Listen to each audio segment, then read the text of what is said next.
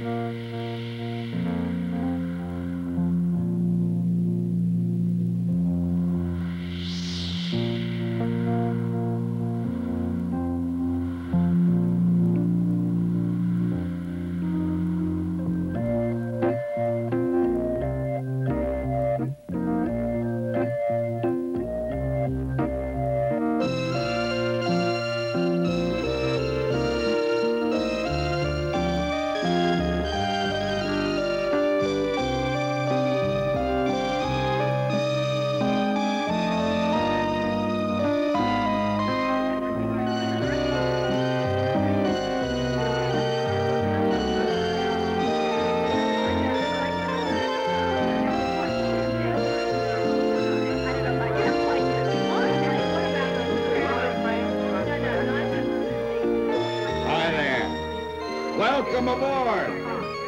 It's good you could join us. We're having a party, and everybody is here. Before I start introducing you around, who are you and what do you do? I mean, are you an insurance salesman or stockbroker, office manager, housewife maybe? Well, that's not very important. You're bound to find someone here you got something in common with. You know, someone you can talk to. And if you don't, well, there's always a little old me. What? How long have I been here? Gee, I forgot. I've been having such a good time. For so long, I haven't even looked at the calendar. You know, one thing you'll notice after you've been here a little while, everything is sort of slow and easy. You kind of solve all your problems, all the pain and care of the outside world just sort of slither away like magic. Now, I'll tell you something. I'm gonna let you in on a little secret on how we do this. Now, it isn't easy. It takes time. Sometimes years and years. But we have worked together to construct a world of our own. Now, there are some people, wet blankets, spoil sports, who tell us it's an artificial world. Well, so what? It's real enough for us, isn't it? Am I wrong? Right. But you know, I'm talking too much. May I procure for you a little picayune diminutive libation cup? What do you have?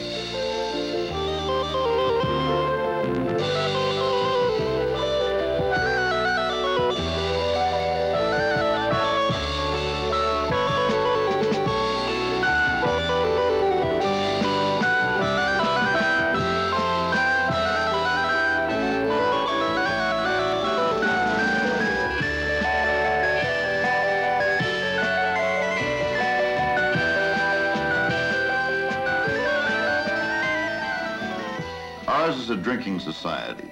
Nearly 70% of American adults drink regularly, and for the most part without problems. However, within our drinking population are 9 million people who have crossed over the line. 9 million for whom drinking is no longer a pleasure. 9 million who have spent too long at the fair.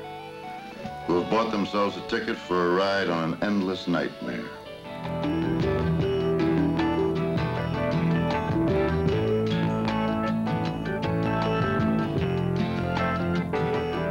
Socrates commented that wine moistens the soul, lulls our griefs to sleep, and wakens kindly feelings.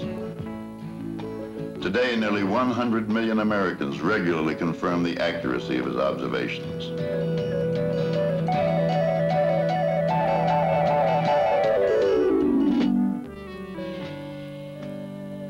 It makes me feel confident, and this makes me feel good. It makes me feel freer. Less inhibited. We have very, very few people that come in and get intoxicated. Families go out to restaurants for dinner, and the parents will have a drink while the children will have a Coke. You know, as a businessman, I have many situations during the day that make me extremely tense, and it's difficult for me to wind down when I leave the office. For this cocktail hour, gives them a chance to get out and to release some of this frustration and to change their atmosphere and to possibly relax a little in the course of their day's work. You know, there's nothing wrong in drinking in moderation. Having a beer is part of having a good time. There are no commonly agreed to rules governing our drinking behaviors. Americans drink for different reasons. To some, alcohol enhances a social situation. For others, it is a setting for discussing business. It may serve as a safety valve for workaday pressures, and it may serve as a sort of invisible armor for social combat.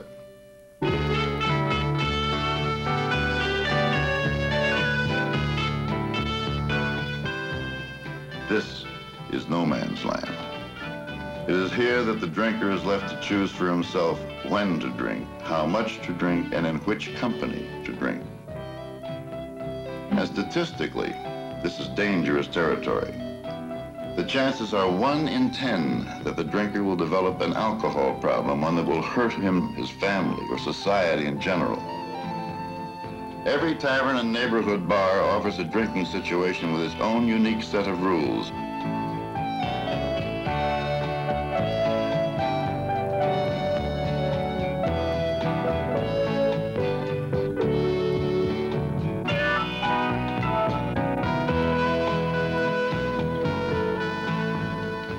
Even in the home, where more and more drinking is being done, there is a distinct absence of any form of universal agreement. Because there is no national norm, there are virtually no commonly accepted social controls, nor are there commonly accepted standards of drinking behaviors against which we can measure ourselves.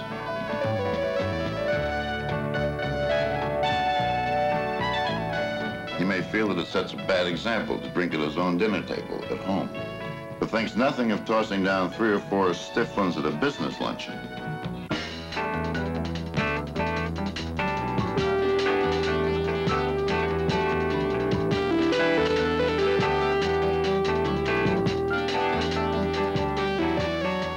While it would never enter his mind to let it all hang out at a neighbor's barbecue, he uses the annual Mardi Gras as a legitimate excuse to get blasted.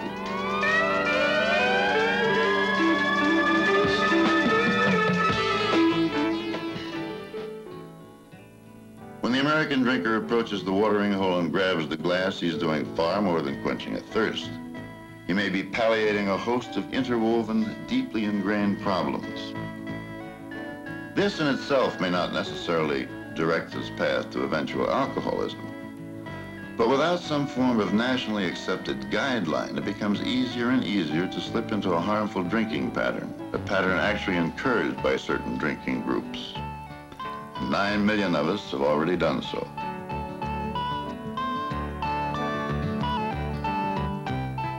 Instead of drinking for companionship, for relaxation, to enhance a social or recreational activity, we begin to drink alone.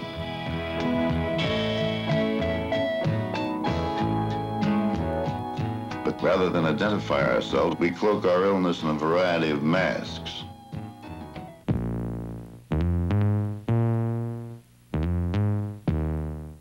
We seek to preserve the image, the mantle of respectability, our adherence to the Protestant ethic. And for the American middle class, it is not too difficult to demonstrate, even on a daily basis, that we are still in control. And we always have one indispensable smokescreen working for us. The classic alcoholic, the soup kitchen, Skid Row derelict. After all, we don't look like him. We're well-dressed, clean-shaven, and knocking down an impressive salary. The only problem with this rationale is that the Skid Row derelict comprises a very small 3 to 5% of the alcoholic population. He is the tip of the iceberg. The other 95% of the iceberg is made up of people pretty much like ourselves, people who spend an undue amount of energy convincing everyone around them that they don't have a drinking problem. As we find ourselves carrying out our theatrical deception, we often find that we're protected in a variety of ways by our spouses, our peers, our fellow workers, all the significant others in our lives. After all, it is difficult to confront an alcoholic person. It's much easier to go along with the deception.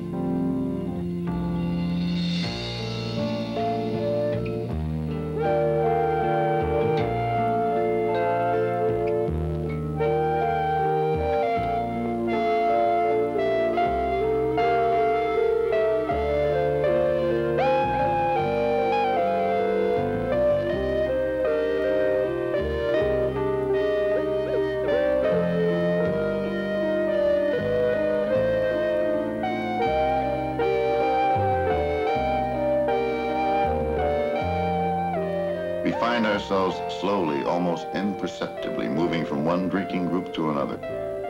We're always in search of the companions who will tolerate our ever-increasing excesses. And then finally, the search ends. The ride is over. The carousel goes on without us.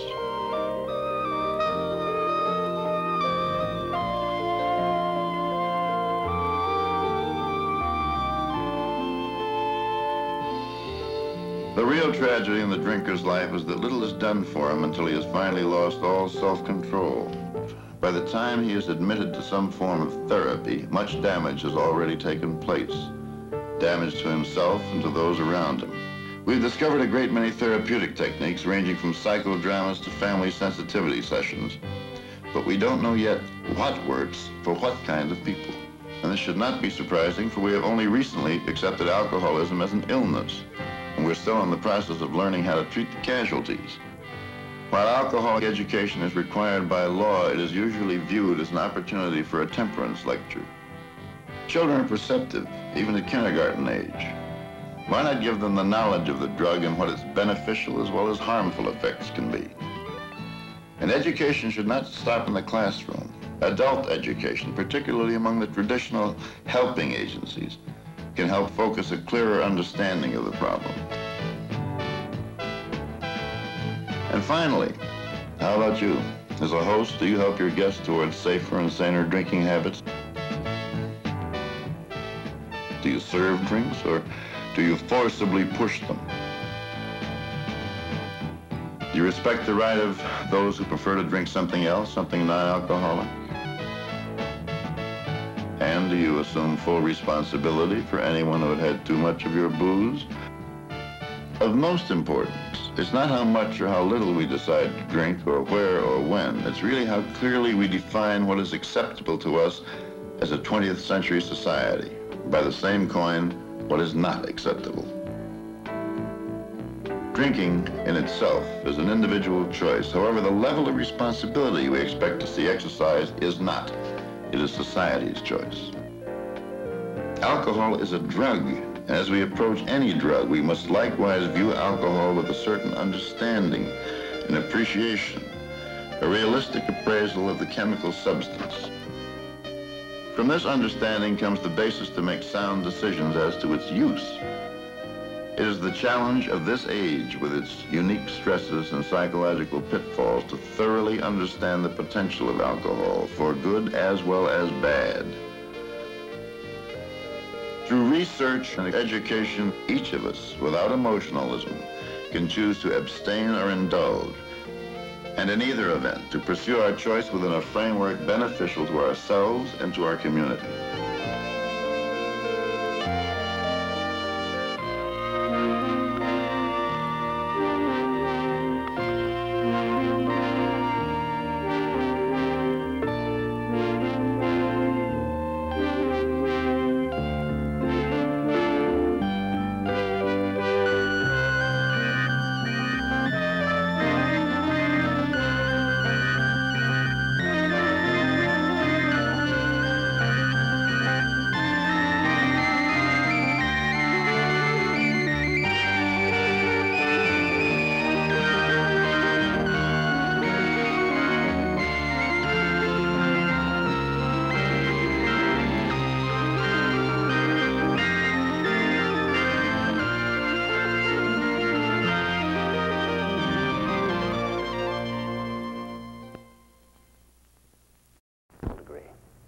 I'm a psychologist.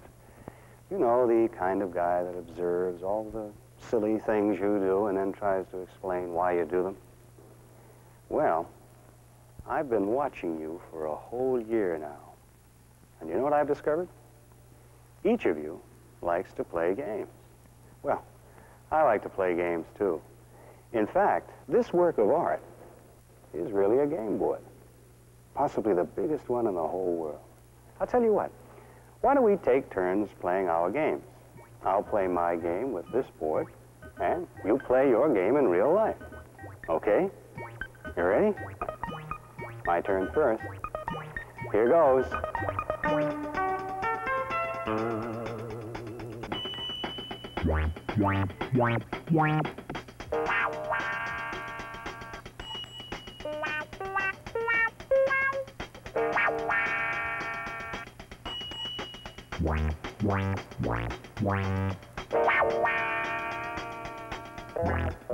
I'll be back later for my next turn. Now it's up to you. Which one of you would like to go first? You? Okay. Let's see your game.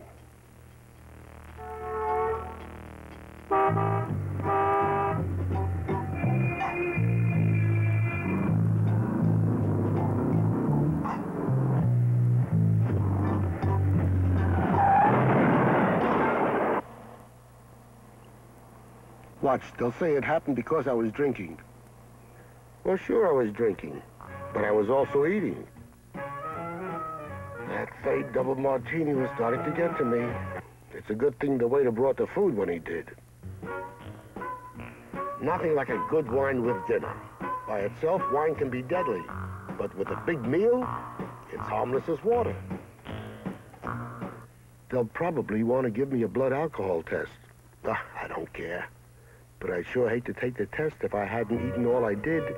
A meal like I just had really soaks up the alcohol. Like a sponge.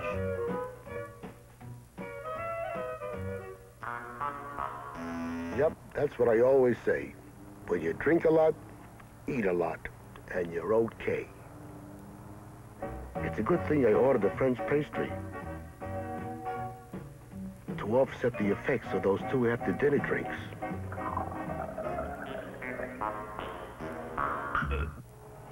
Oh boy, I kind of overdid it tonight with that eating and drinking. But everybody knows you can drink as much as you want, as long as you eat enough. Sure, Mac. Sure. 355, you're 10-2. 1015, code 54. 355, you're 10-2. 0220.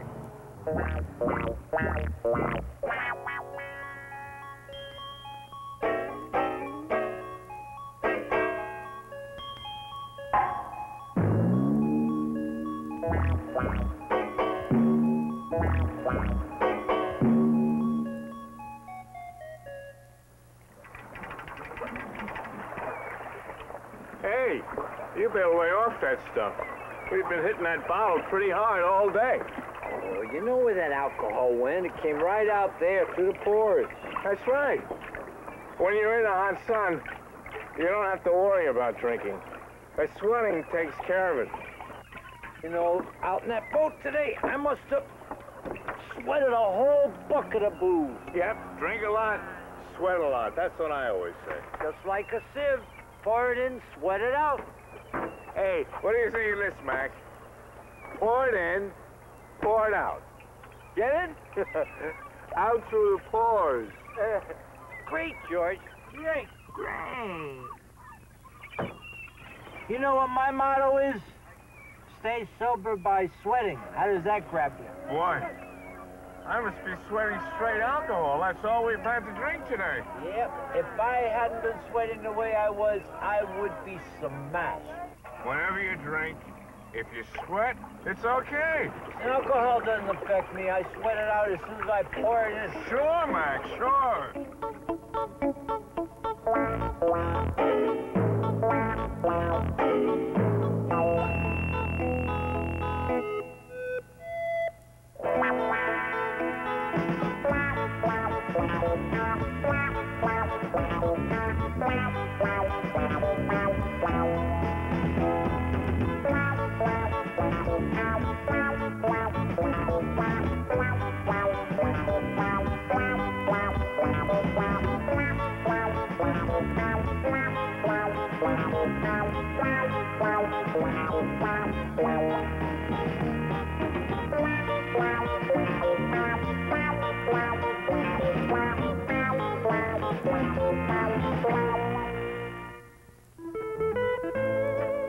Double scotch on the rocks for me.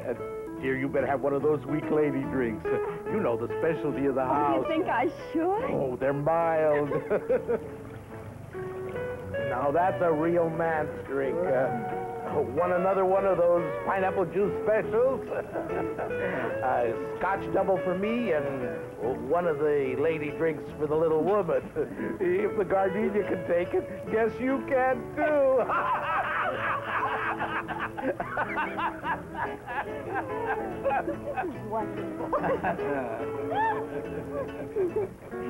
Another one of those, waitress, and another of those special libations.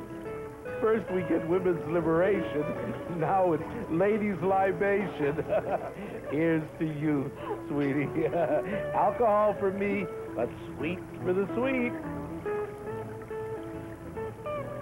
Another double scotch, another one of those Shirley Temples, huh? The flower float goes there. The lady doesn't much care for alcohol, just floral arrangements.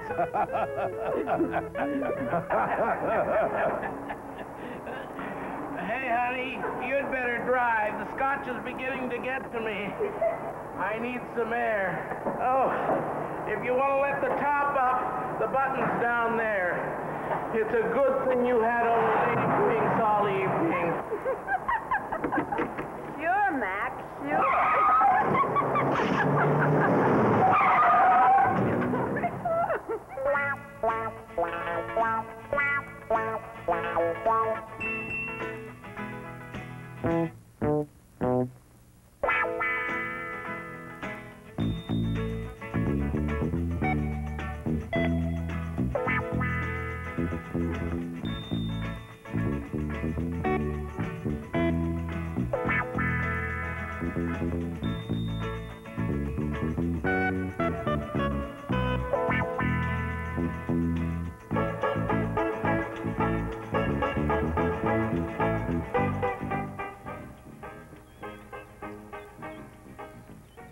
Now, dear, that's quite enough. Remember, you have to drive down to the drugstore soon. Don't worry, Mary. I've learned how to hold my liquor. Prescription's on the table. Doctor wants you to start taking that medicine today, you know. A drink a day keeps the doctor away. If you're going to be a serious drinker, you've got to stay in training. The drivers you got to watch out for are those who had a nip, but aren't used to it. An old pro can drink those rum rookies under the table any old day.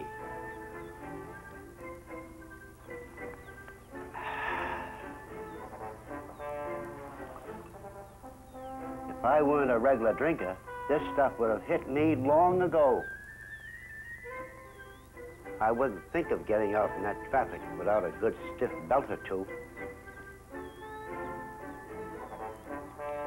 Settles my nerves. Makes me drive better.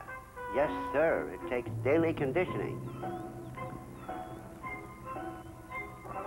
If you're going to drink, and not have it affect you.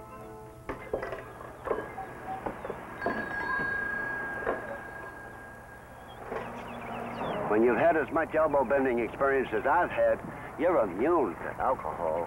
Sure, Mac, sure.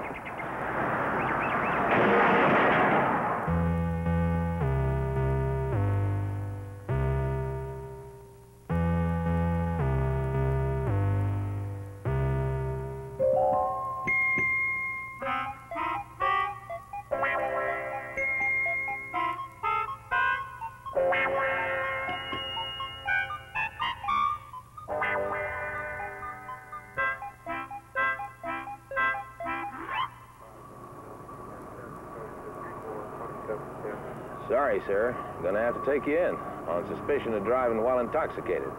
Intoxicated? Well, I've had a few drinks out, sir, but I'm not intoxicated. I know my limit. Listen, officer, I wouldn't think of going over my limit when I'm about to drive. Oh, really, officer? I mean, I'm just like a thermostat. When I reach my limit, I stop drinking just like that. I must warn you that anything you say may be used against you. But officer, you don't seem to understand. I know my limit. When I reach my limit, officer, I stop. Just like that. Sure, fella. Officer, when I left the bar tonight, I wasn't drunk. Well, look, maybe my buddy was, but I wasn't. Dozens of times I had that much to drink, and I've driven safely. I know my limit. I'm very careful, officer. I know how much alcohol I can take before it starts to affect me. I always stop drinking before I reach my limit. Yeah, sure, I understand. But officer, don't you see, once you know your limit, you can drink up to that any time. Here comes the tow truck. Huh? Officer, I'm not intoxicated. Look, I'll get out of the car and show you. Hey, no, wait! I know my limit.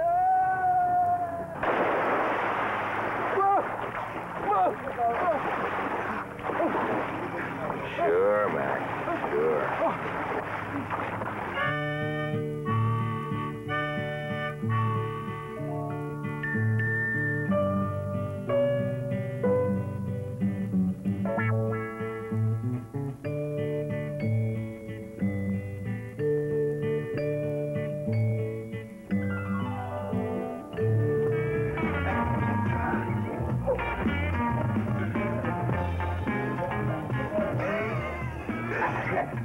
You know, for a little guy, you've had a heck of a lot to drink. What's size got to do with it? I haven't had any more to drink than you had. Give me these keys and let me drive you home.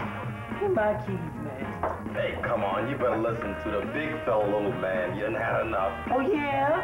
Why is it you big dudes think you can drink more than us little guys? I may be small, but I've got a whole lot of capacity. Sure. I'm a big boozer. I can go drink to drink with anyone. Barmaid! This is one place where little guys equal to anybody else. Let me have another drink. Better take it easy there, brother. Don't you think you've had enough? Look, I didn't come here for Mother and Vera. Just service. I didn't have any more to drink than he did.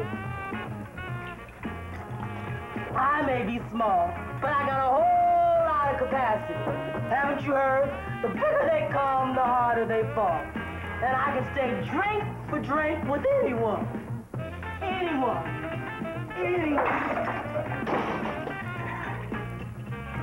Sure, Mac, sure.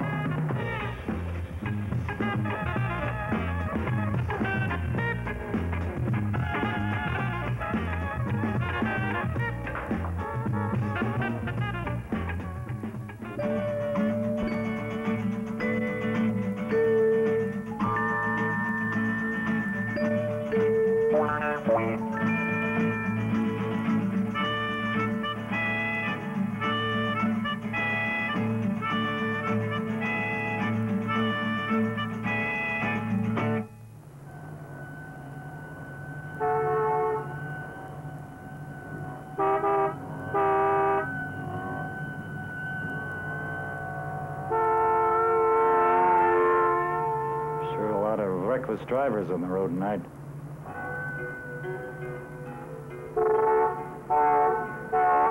Watch it, fella. What are you trying to do, get me killed?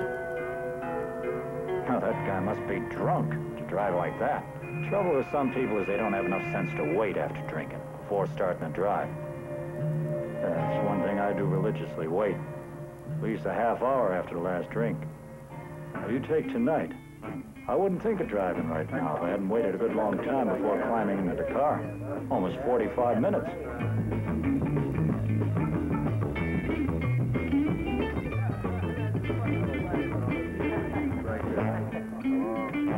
You know what,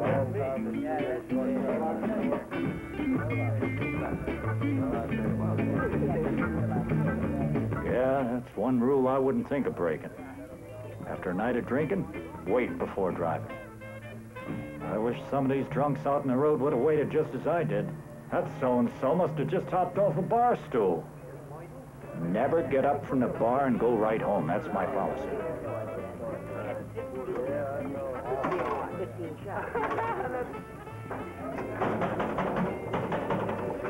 Wait until the alcohol has had a chance to wear off.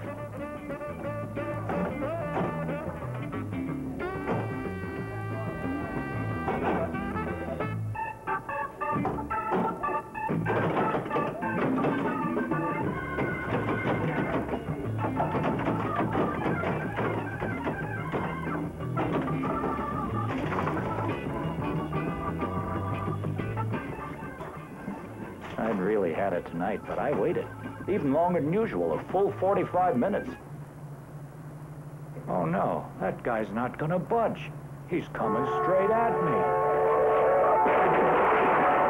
Everybody knows you can drink as much as you like, just so long as you wait before driving.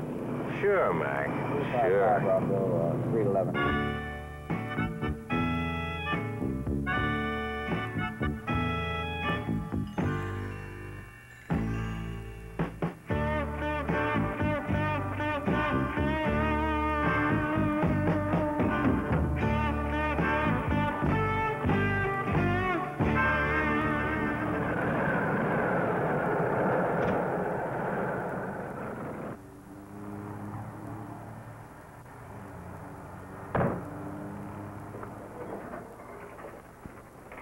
Hey, what are you trying to do? Knock down the joint? Oh, no. Hey, look, do me a favor, will you, pal? Just give me the biggest, blackest cup of coffee you got, huh? Sure. See you, pal.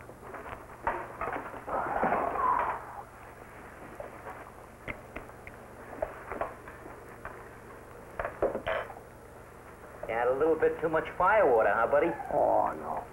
See, I wouldn't think of driving home unless first I had a little coffee, just to take the edge off the alcohol. Yeah, sure. Know what I mean? Uh-huh. It's like I always say. See, you could drink a lot of hooch. You have a little coffee and you're home. Well, pail of coffee, boys, is drink a man's best friend. Say, fella, let me call your cab, huh? No, wait a minute, wait, I'm all right. There's nothing wrong with me to have a little cup of coffee isn't gonna help, you know? I wonder whatever happened to Bill. Bill, that's my friend, you know, Bill. Me and him, we was drinking. He had as much to drink as I did, you know? But old Bill, he hasn't got too much sense. He just stopped to have coffee before driving, you know? Yeah, when you want to sober up in a hurry. Something could do the job better than good old black coffee, you know what I mean? How about another cup of coffee, buddy? Sure. Oh. That's all right. I'm sorry. You know, that's why I always say, boy, when you're gonna make a one for the road, might as well make a good old coffee. Sort of, gets rid of the old cobwebs.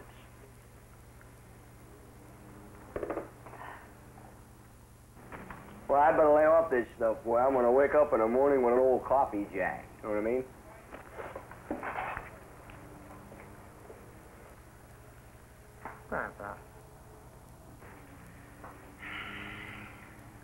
Yeah, that'll do. Thanks a lot, pal. You're a buddy. You're a pal. Thanks a lot. Say, you sure you don't want me to call your cab, fella? Oh, no. I'm perfect. I'm fine. There's no sweat. Your coffee was the best. Thanks a lot.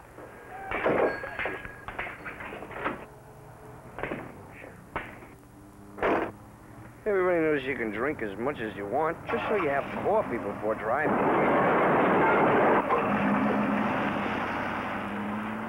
Sure, Mac. Sure.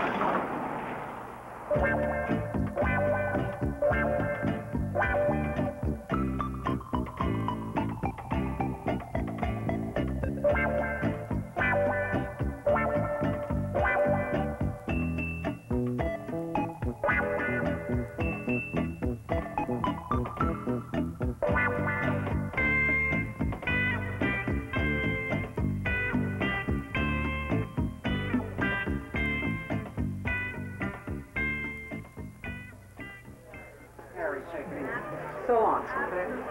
You better watch your driving, Harry. That punch has quite a wallop. Joe, you know that this punch couldn't punch its way out of a paper sack. Here, come on. I'll see it. The punch, drunk, punch. Did you notice how many glasses of punch Harry had? Come to think of it, he did seem to hover around the punch bowl all evening. Hover? Oh. Excuse me a minute. Joe, it's just grapefruit, but Joe, on the next batch, though, do you mind diluting it with a little liquor? There you go, pal. Drink up. Terrific. Poor old Harry. Always said he could never stand punch. He sure lapped it up tonight. Martha! Tell me, Martha, what does Joe do when he mixes the stuff? Does he just wave an empty liquor bottle across the top? Oh. For goodness sake, come on, let me have some, will you? Come on, let me have a nice shot. Come on, another one. Wow, that's it, terrific. I try to warn him that this is a potent mixture. So, would you give me a little bit more tutti frutti?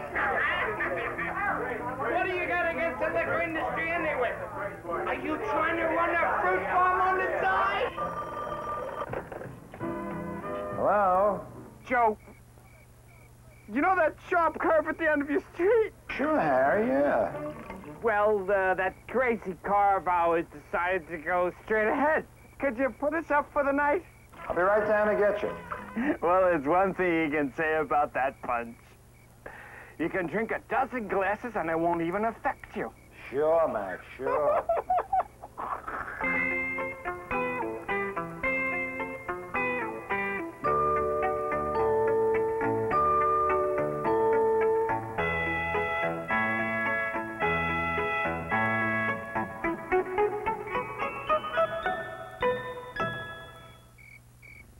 Well, I warned you something like this would happen. But oh no, you said it was just beer, and only 3.2 beer at that. Oh yeah, that was a real funny remark you made when he served you that last pitcher of beer. Imagine getting high on this and I get stronger stuff out of my kitchen faucet. And that war hero crack, when they'd say they'd only serve you 3.2 beer. Oh, here I am old enough to defend my country and they won't even give me real beer. Well, you chug-a-lugged all evening. And then you had the nerve to justify it by saying, well, I wouldn't have to drink so much if they'd only put a little alcohol in it. I can hear you now telling the others at the table. What did I say? Imagine getting high on 3.2 beer. You'd have to drink a keg of it. That's what I said. Well, I wish they were here now to see you, the ones that you told. Well, I could drown on 3.2 beer, but I certainly wouldn't get drunk on it.